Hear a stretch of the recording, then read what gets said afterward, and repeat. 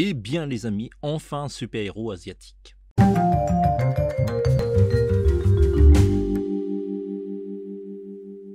Hello les amis, j'espère que vous allez bien. Nous revoilà pour une vidéo critique ciné autour du film Shang-Chi, le tout dernier Marvel. Enfin ça redémarre, après pas mal de reports et d'attentes, surtout la Veuve Noire.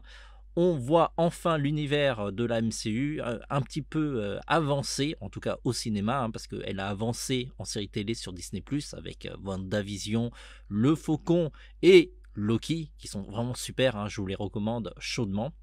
Et donc, on a eu la chance de voir Shang-Chi en projection presse en avant-première, et on vous dit tout dans cette vidéo sans spoiler. Alors côté pitch, on a affaire à Shang-Chi qui vit une vie paisible aux États-Unis jusqu'à qu'il se fasse attaquer par des gros vilains. Et il comprend tout de suite que ce sont des assassins qui ont été envoyés par son père pour récupérer un objet qu'il a entre les mains. Ce film est à la fois une origin story et aussi une aventure à part entière. En effet, Shang-Chi, dès le départ, a des super capacités. Et au fur et à mesure de l'aventure, ça va être ponctué de flashbacks qui va expliquer comment il a acquis toutes ses compétences. Les chorégraphies de combat sont hyper badass et impressionnants. Si vous avez l'habitude de regarder des films d'arts martiaux asiatiques, de Hong Kong par exemple, eh bien vous retrouvez un petit peu l'esprit du film Shang-Chi. Les combats sont essentiellement pris dans le vif, il n'y a pas de ralenti à la Matrix, c'est vraiment très dynamique. Tout en étant assez lisible, on voit assez bien les mouvements de combat. Il y a quelques ralentis, mais ce n'est pas l'essentiel des scènes d'action.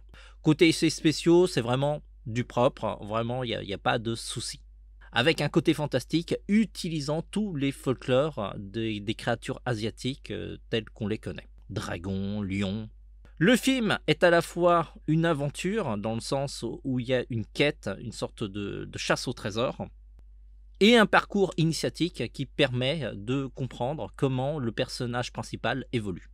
Il est entouré de sa meilleure amie, qui est un petit peu le quotient humoristique du film.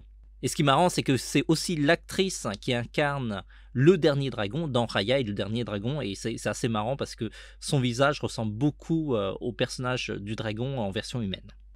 Côté musique, c'est assez dynamique, assez rythmé, mais par contre, il n'y a pas forcément un thème qui se dégage et qui nous a marqué. Peut-être qu'il faudra voir d'autres films, histoire de voir le thème de Shang-Chi nous marquer un peu plus que lors de notre premier visionnage de ce film.